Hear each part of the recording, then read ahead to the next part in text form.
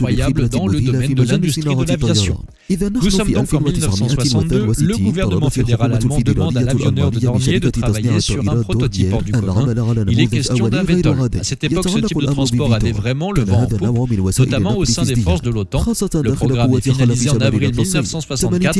L'Allemagne prévoyait un avion de taille moyenne disposant d'une charge de transport équivalente à celle des Nord Atlas français. Ces derniers équipent alors la Luftwaffe. Cependant, une telle invention a donné beaucoup de fil à retordre aux ingénieurs désignés pour participer au projet. Effectivement, la propulsion classique qui correspond au monde horizontal doit être réalisée par deux réacteurs d'une poussée de 4 tonnes chacun. De son côté, la sustentation verticale est à la charge de 10 petits réacteurs d'une poussée unitaire de 1200 kgp. Ces derniers doivent impérativement être installés dans des nacelles raccordées à la voilure. Le Dornier 231 voit alors le jour. Très vite, cette machine semble beaucoup beaucoup trop coûteuses. De plus, les nacelles de sustentation risquent de grandement nuire aux qualités aérodynamiques de l'avion. Le programme devient donc le Do 31E. Les nacelles de réacteurs sont déplacées. Le premier prototype voit le jour en novembre 1965 et prend le nom de Do 31E1. Après de nombreux reports, il réalise son premier vol le 10 février 1967. Le 20 novembre de la même année, il réalise sa première ascension verticale. Quelques semaines plus tard, sa première translation a lieu.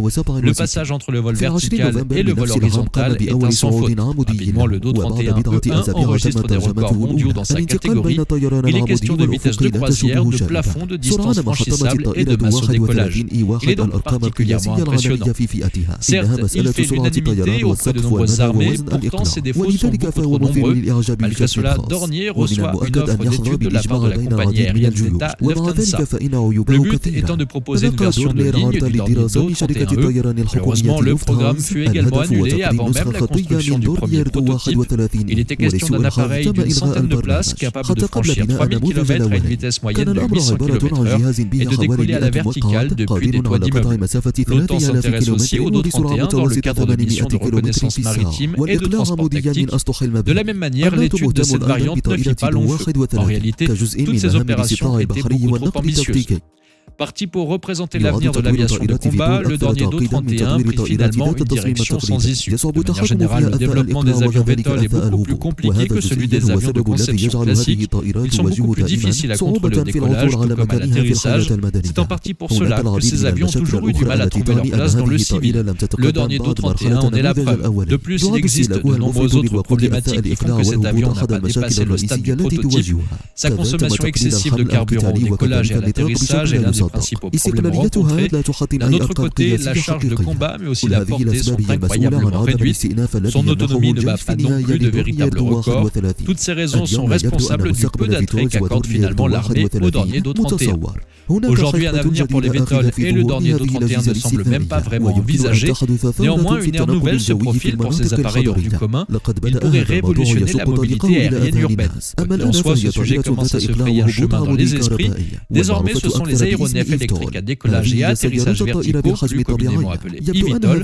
Il s'agit de voitures volantes grandeur nature. Ces véhicules semblent représenter l'avenir des VTOL. En quelque sorte, ils sont les successeurs du Dornier Do 31.